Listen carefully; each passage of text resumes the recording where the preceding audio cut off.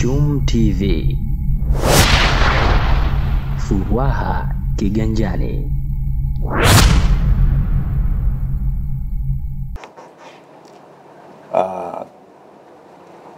Kwa mwezi wa Mei, Watanzania waliorejea nchini ni kama ifuatavyo.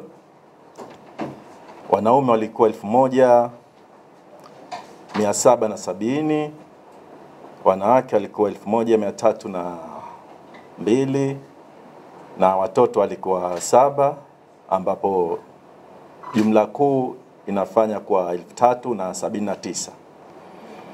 Aidha, Watanzania walioondoka nchini jumla yao ni 4720, ikiwa kati ya hao wanaume 2390, wanawake ni 2320 na watoto 10.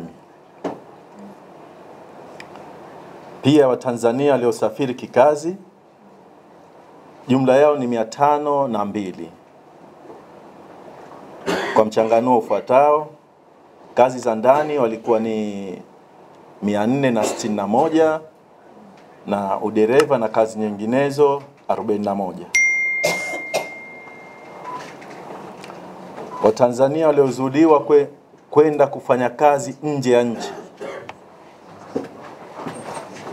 mbali ya idadi ya Watanzania ambao waliruhusiwa kwenda kufanya kazi, lakini wapo ambao walizuiliwa kwenda kufanya kazi, ambao kwa idadi yao ni 4 na wote walikuwa na jinsia ya kike.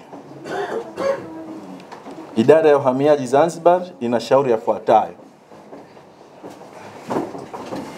tunashauri Watanzania wanaokwenda kufanya kazi wahakikishe kuwa wana mkataba uliosainiwa na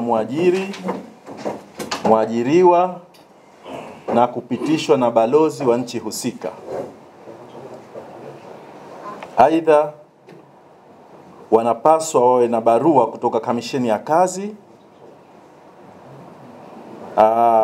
pasipoti yenye muda wa kutosha angalau miezi 6. Pia wasafiri hao wahakikisha wana visa na anwani ya mwenyeji wake anapokwendea. Kwa watumishi wa serikali,